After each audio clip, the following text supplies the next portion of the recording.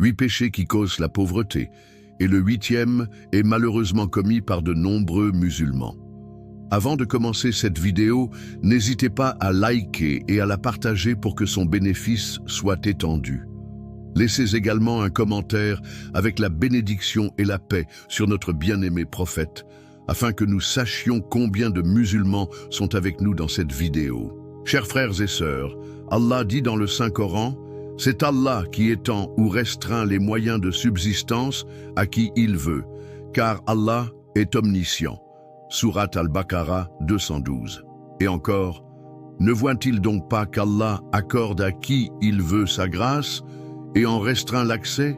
En cela il y a certes des signes pour les croyants. » Sourate Al-Shura 19. L'une des plus grandes causes d'abondance dans le risque est la taqwa, piété, c'est-à-dire obéir aux ordres d'Allah et éviter ce qu'il interdit. Comme Allah dit, « Et quiconque aura la piété d'Allah, il lui montrera un chemin facile et lui assurera une subsistance inattendue. » Sourate At-Talaq 2-3. Parmi les autres causes d'augmentation du risque figure la multiplication du istighfar, demande de pardon. C'est l'un des moyens majeurs pour obtenir le risque. Allah dit, « Je leur ai dit, demandez pardon à votre Seigneur, car il est certainement pardonneur. Il fera tomber sur vous une pluie abondante, et il vous accordera des richesses et des enfants, et il vous donnera des jardins et des rivières. » Sourate Nuh 10-12. Le maintien des liens familiaux.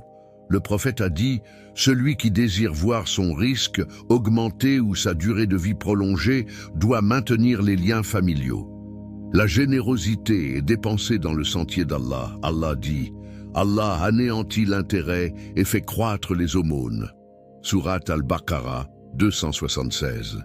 Cependant, parmi les causes principales de restriction du risque figurent les péchés. Voici les 8 principaux péchés responsables de la pauvreté. S'éloigner du souvenir d'Allah. Cela signifie ne pas respecter les ordres divins et commettre ce qu'il interdit. La conséquence est une vie difficile marquée par la pauvreté, le besoin et l'indigence. La rareté du istighfar. Une personne qui néglige de demander pardon à Allah voit son risque fortement diminuer. Allah dit « Demandez pardon à votre Seigneur, car il est certainement pardonneur.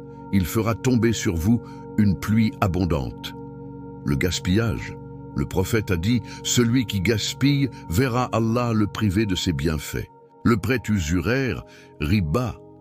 Allah détruit l'intérêt, le riba, et fait croître les aumônes.